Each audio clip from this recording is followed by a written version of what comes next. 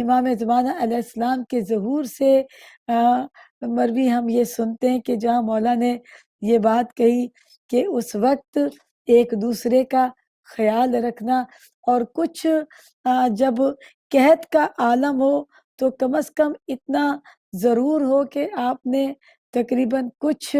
اپنے لیے رکھنا ہے، لیکن اس وقت یہ بھی خیال رہے کہ اگر آپ سے زیادہ کوئی اور مستحق ہے تو اس کا خیال بھی رکھنا ہے، کیونکہ ایک پیشن گوئی مولا کے ظہور سے پہلے کی کہ سفید موت کا ہونا۔ سفید موت یعنی کہ جیسے آج کل کے زمانے میں ہمارے باڈی کے اندر خون میں جو وائٹ سیل ہوا کرتے ہیں، وہ جسے دفاعی جو مدافعت کرتے ہیں بیماریوں سے، اور جب ان کا دفاعی مدافعت کا سسٹم کم ہو جاتا ہے تو پھر انسان کی موت واقع ہو جاتی ہے۔ تو غالباً شاید یہی وجہ ہے کہ مولا نے اسے سفید موت کا نام دیا۔ اس کے بعد کی اگلی پیشن گوئی کہ ایک قحط آئے گا، خانہ کعبہ کا طواف اور حج بند ہو جائے گا۔ اب یہ لگتا ہے کہ جیسے شاید یہ تمام باتیں اسی ظہور کے قریب قریب کی ہیں کہ جہاں یہ محسوس ہو رہا ہے کہ حقیقی معنوں میں اب لگتا ہے کہ مولا کا ظہور نزدیک ہے، اور اگر اس سال حج نہیں ہوا تو پھر یہ ایک اور نشانی ہے امام زمانہ علیہ السلام کے ظہور کی، کہ جو ہمیں ان کے ظہور کے قریب تر کر رہی ہے۔ اور یہ بھی جان لیجئے کہ اس رب کریم نے ہمیں موقع عطا کر دیا کہ زیادہ سے زیادہ اپنا محاسبہ کریں،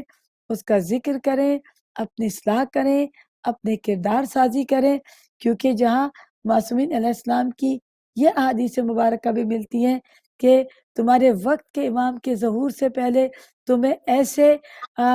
پھٹکا جائے گا کہ جیسے چھاچھ کے اندر گندم کو چھانا جاتا ہے اور اس میں جو گھن لگ جاتا ہے، اور اس کے بعد صرف خالص گندم رہ جاتی ہے، اور پھر کچھ عرصے کے بعد اس میں پھر گھن ہو جاتا ہے، پھر اسے چھانا جاتا ہے، اور پھر اس طرح سے بہت تھوڑی افراد رہ جائیں گے، اور وہ افراد جو رہ جائیں گے وہ خالصتاً مولا کے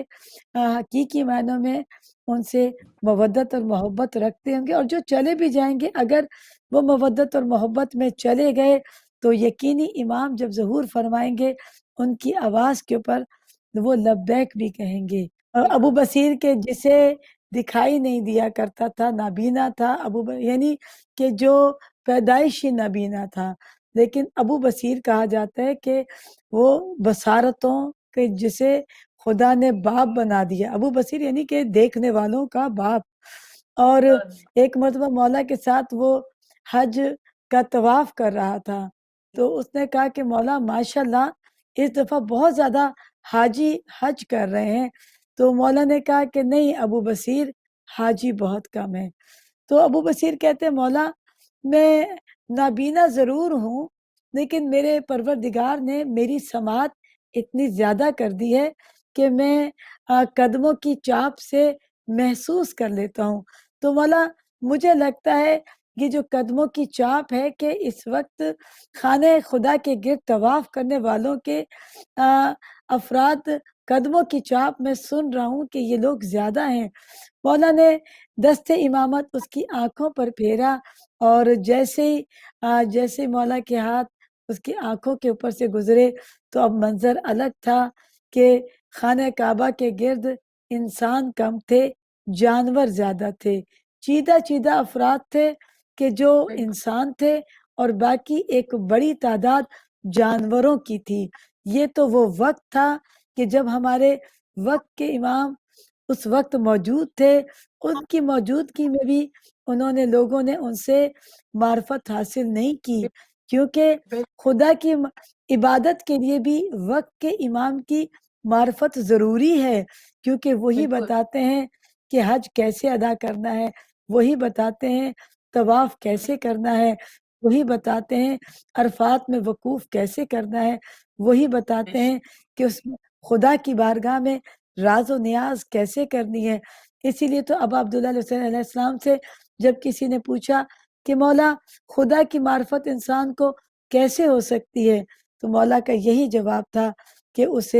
جسے اپنے وقت کے امام کی معرفت ہوگی اسے ہی خدا کی معرفت ہوگی، کیا کیونکہ یہ خدا کے نمائندے ہیں، یہ خدا بے کی شک حجت ہے، یہ خدا کی نعمت عظیم ہے کہ جو رب دو جہاں نے ہمیں عطا کی، اور یہ بھی شکر کا مقام کہ اس پروردگار نے ہمیں ان ہستیوں کی مودت کے ساتھ محبت کے ساتھ رکھا اور ہمیں یہ مواقع عطا کیے کہ ہم ان کا ذکر کریں اور ان کے ذکر کے ذریعے سے خدا کی بارگاہ میں اس کا قرب حاصل کرنے کی کوشش کریں۔